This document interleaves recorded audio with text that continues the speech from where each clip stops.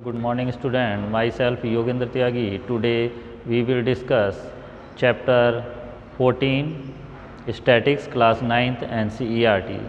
Student, we discuss chapter statics.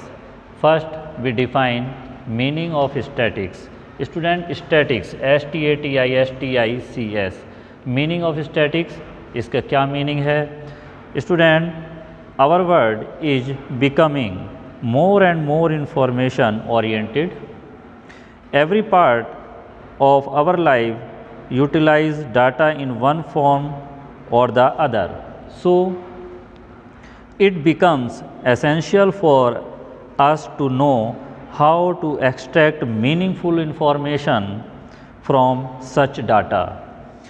This extraction of meaningful information is studied in a branch of mathematics is called statics. Student, जो information होती है उसका हम किस तरीके से एक मीनिंगफुल डाटा जो है उसका मीनिंगफुल इन्फॉर्मेशन जो है किस तरह से यूज़ करें इसको मैथमेटिक्स की जिस ब्रांच में हम स्टडी करते हैं उसको हम कहते हैं स्टैटिक्स। स्टैटिक्स इसमें दो वर्ड हैं, primary data and secondary data. तो प्राइमरी डाटा क्या होता है and secondary data. So student, when the information was collected by the invigilator himself or herself with a definite objective in her or his mind, the data obtained is called primary data. And secondary data, when the information was gathered from sources which already had the information stored, the data obtained is called secondary data. So student, जब कोई भी invigilator हिरसेल्फ और herself कहीं से भी data को collect करता है उसको हम इजी रूप में समझाते हैं कि ये एक प्राइमरी डाटा होता है। और जब इस प्राइमरी डाटा को कलेक्ट करके हम इसका यूज़ और भी कुछ वर्क में करते हैं, मीनिंगफुल कुछ वर्क में कहीं भी इसको स्टोर डाटा को हम यूज़ करते हैं, तब वो कहलाता है secondary data. So student, statics एक ब्रांच है मैथमेटिक्स की जहाँ पर जो भी हमारे पास डाटा होते हैं, कलेक्शन होता है, उसका कोई मीनिंगफुल रिजल्ट निकालते हैं और उसका यूज़ करते हैं आगे, और इसमें primary data, secondary data. So first we discuss statics, meaning of statics, primary data, secondary data. After this we discuss some important question in exercise 14.2. Student, we discuss exercise 14.2. First question, the blood group of 30 students of class 8th are recorded as follows. Represent this data in the form of frequency distribution table. Which is the most common and which is the rarest blood group among these students? According to question, first question में कुछ यहाँ पर blood groups हैं, given हैं, यहाँ पर दिए हुए हैं, और हमें question के according find करना है कि सबसे पहले हमें एक frequency distribution table यहाँ पर draw करनी होगी और उसी से हमें ये result निकालना है कि कौन सा blood group रियरेस्ट है और कौन सा ब्लड ग्रुप कॉमन है जो सबसे ज़्यादा लोगों में पाया जाता है। सो स्टूडेंट, सबसे पहले हमने यहाँ पर देखिए एक टेबल यहाँ पर ड्रॉ की है और इस टेबल में जो फर्स्ट कॉलम है blood group, tally and frequency. Student, tally देखिए किस तरीके से करते हैं, हम 1 बाय 1 टैली करेंगे हर ग्रुप को जो यहाँ पर दिया हुआ है। फर्स्ट ब्लड ग्रुप है यहाँ पर देखिए स्टूडेंट ए बी, तो देखिए A B O O, A B O A O A O, B A O B A O, B A double O O, A B A B, O A O A OO, AB, B, A, O, B, A, B and O। So student यहाँ पर देखिए इस तरह से हमने tally कर लिया है अकॉर्डिंग टू क्वेश्चन जो गिवन थे। यहाँ पर हमारे पास जो डाटा था उसको हमने यहाँ पर टैली किया, और टैली करते हुए जो आपने यहाँ पर देखा है कि हमने यहाँ पर एक इस लाइन से इसको कट किया है, तो ये एक 5 जो हमारे मतलब ऑब्जेक्ट हैं जो 5 है उसको हमने एक ग्रुप के शेप में डिवाइड कर दिया है, जिसको कि हमें यहाँ पर ऑब्ज़र्व करने से ही पता चल जाएगा कि ये 5 का ग्रुप है, क्योंकि 1 2 3 4 और 5th से हमने इसको क्रॉस कर दिया है। सो स्टूडेंट अब हम इस टैली जो हमने यहाँ पर की है अगर इसको हम काउंट करते हैं तो यही फ्रीक्वेंसी कहलाएगी। तो देखिए 5 + 4 9, 5 और 1 6, 5 और 5 10 12, 3 और टोटल इसका हो जाएगा स्टूडेंट 9 और 6 15, 16 17 20 और 30। सो स्टूडेंट देखिए यहाँ पर अकॉर्डिंग टू क्वेश्चन 30 ही स्टूडेंट थे यहाँ पर, और हमारा जो टोटल फ्रीक्वेंसी का है वो 30 है। इसका मीनिंग है कि यहाँ पर कोई भी डाटा हमने मिस नहीं किया है। तो टोटल फ्रीक्वेंसी 30, और ब्लड ग्रुप की देखिए फ्रीक्वेंसी आ गई है यहाँ पर। ए की फ्रीक्वेंसी 9 है, बी ब्लड ग्रुप की 6 है, ओ की 12 है and A B blood group की 3 है। तो स्टूडेंट इस टेबल को देखने से ही, ऑब्ज़र्व करने से ही हमें जो यहाँ पर क्वेश्चन इन्होंने पूछा है अकॉर्डिंग टू क्वेश्चन जो हमें जिसका आंसर देना है वो है कि जो ब्लड ग्रुप है कॉमन ब्लड ग्रुप वो कौन सा ब्लड ग्रुप है। तो स्टूडेंट जिस ब्लड ग्रुप की फ्रीक्वेंसी सबसे ज़्यादा है इसका मतलब ये ब्लड ग्रुप ज़्यादातर लोगों में पाया जाता है, कॉमन ब्लड ग्रुप है। तो कॉमन ब्लड ग्रुप देखिए कौन सा है, ओ कॉमन ब्लड ग्रुप है।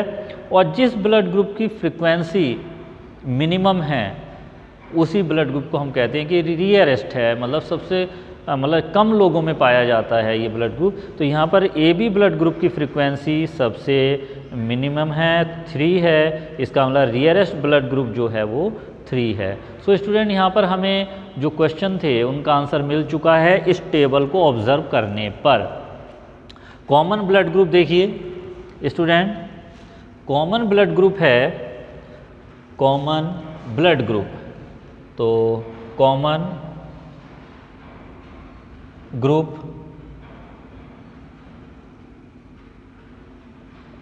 ओ, rarest blood group A B. Clear student? तो देखिए हमें यहाँ पर इस टेबल को ऑब्ज़र्व किया और उसी से हमें यहाँ पर जो आंसर है, जो रिज़ल्ट मिला है वो ये है कि कॉमन ब्लड ग्रुप ओ है और रियरेस्ट सबसे जो कम लोगों में जिसकी फ्रीक्वेंसी सबसे कम है वो ब्लड ग्रुप ए बी है। सो स्टूडेंट इस एक्सरसाइज में सभी क्वेश्चन इसी टाइप के हैं जहाँ पर हमें डाटा गिवन है और उस डाटा को ही एक टेबल में हमें फ्रीक्वेंसी डिस्ट्रीब्यूशन टेबल कहते हैं स्टूडेंट, इसको फ्रीक्वेंसी डिस्ट्रीब्यूशन टेबल हमें ड्रॉ करनी है। ड्रॉ करने के बाद हमें जो भी क्वेश्चन इसमें अकॉर्डिंग टू क्वेश्चन जो भी हमसे पूछा गया है उसका हम आंसर ऑब्ज़र्व करके टेबल को दे सकते हैं। Clear student? सो स्टूडेंट अब हम नेक्स्ट क्वेश्चन डिस्कस करते हैं। स्टूडेंट नेक्स्ट क्वेश्चन नंबर 2 हम डिस्कस कर रहे हैं यहाँ पर, और क्वेश्चन नंबर 2 है student, the distance of 40 engineers from their residence to their place of work were found as follows. Data यहाँ पर दिया हुआ है कि जो 40 इंजीनियर्स हैं उनका रेजिडेंस और जो वर्क प्लेस है उनके बीच का जो डिस्टेंस है वो किलोमीटर में यहाँ पर गिवन है। According to question construct a group frequency distribution table with class size 5। Class size 5 लेकर के हमें एक फ्रीक्वेंसी डिस्ट्रीब्यूशन टेबल यहाँ पर बनाई है स्टूडेंट, और जिसमें हमने 5 का ग्रुप बनाया है। देखिए 0 to 5, 5 to 10, 10 to 15। 5 का यहाँ पर आपस में डिफरेंस है यहाँ पर,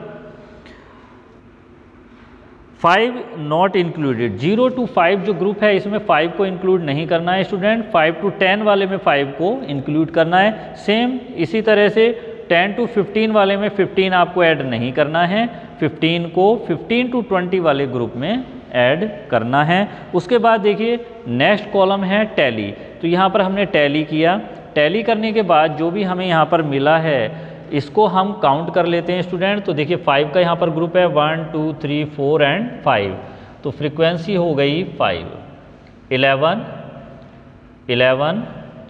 5 और 4 9, 1 1 2, और इसका टोटल देखिए 5 6 7 16 17 18 20 और 2 और 2 4, तो 40 स्टूडेंट्स की हमने यहाँ पर, या 40 जो इंजीनियर्स हैं अकॉर्डिंग टू क्वेश्चन, उनका वर्क प्लेस और जो रेजिडेंस है उनके बिटवीन जो डिस्टेंस है उसको हमने ग्रुप में डिवाइड किया कि 0 to 5 किलोमीटर के बीच में कितने वर्कर्स हैं या इंजीनियर हैं, 5 to 10 किलोमीटर के बिटवीन जिनका डिस्टेंस है ऐसे कितने इंजीनियर्स हैं। तो यहाँ पर हमने एक फ्रीक्वेंसी डिस्ट्रीब्यूशन टेबल यहाँ पर हमने रिप्रेजेंट की है, बनाई है यहाँ पर स्टूडेंट, और अकॉर्डिंग टू क्वेश्चन पूछा गया है कि आप सबसे पहले फर्स्ट आप ड्रॉ करिए एक फ्रीक्वेंसी डिस्ट्रीब्यूशन टेबल, जो कि हमने यहाँ पर शो की है स्टूडेंट।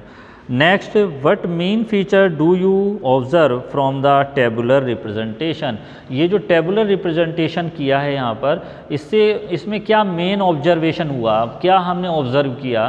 तो स्टूडेंट यहाँ पर देखिए जो मेन ऑब्जर्वेशन है टेबल को शो जो हमने किया, इसी से हमने ऑब्जर्व किया है कि 5 to 10 किलोमीटर और 10 to 15 किलोमीटर के बिटवीन जो डिस्टेंस है, ऐसे जो इंजीनियर्स हैं जिनका जो डिस्टेंस है रेजिडेंस और वर्क प्लेस के बिटवीन, ऐसे स्टूडेंट जो हैं वो इंजीनियर्स जो हैं उनकी जो नंबर ऑफ डाटा है वो सेम है, 11 है इन दोनों ग्रुप में, जिनका डिस्टेंस 5 to 10 या 10 to 15 किलोमीटर के बिटवीन है। तो इस ऑब्जर्वेशन किया और ऑब्जर्वेशन से हमें ये रिजल्ट मिला कि इन दो ग्रुप में सेम नंबर ऑफ इंजीनियर्स हैं जिनका वर्क प्लेस और रेजिडेंस के बिटवीन जो डिस्टेंस है वो सेम, मतलब ऐसे सेम, इस इन दो ग्रुप में सेम जो है फ्रीक्वेंसी है, मतलब इनमें सेम नंबर्स ऑफ इंजीनियर्स हैं जो कि इतने डिस्टेंस के बिटवीन रहते हैं। तो ये ऑब्जर्वेशन हुआ।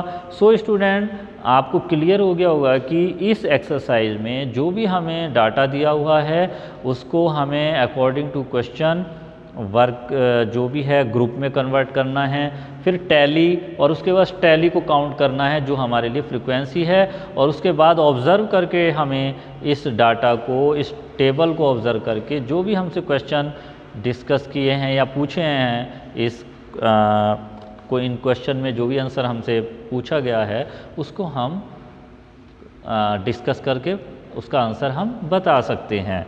सो स्टूडेंट इस एक्सरसाइज में, इन दिस एक्सरसाइज सभी क्वेश्चन सेम इसी टाइप के हैं, जहां पर आपको डाटा दिया हुआ है, आपको एक डिस्ट्रीब्यूशन टेबल ड्रॉ करनी है और फिर ऑब्ज़र्व करके टेबल को आपको आंसर यहाँ पर देना है। So student I hope that कि आज हमने जो भी क्वेश्चन यहाँ पर डिस्कस किए हैं आपको क्लियर हो गए हैं, और मैं आज आपका यही होमवर्क है कि आप इस एक्सरसाइज को नोटबुक में कंप्लीट करें।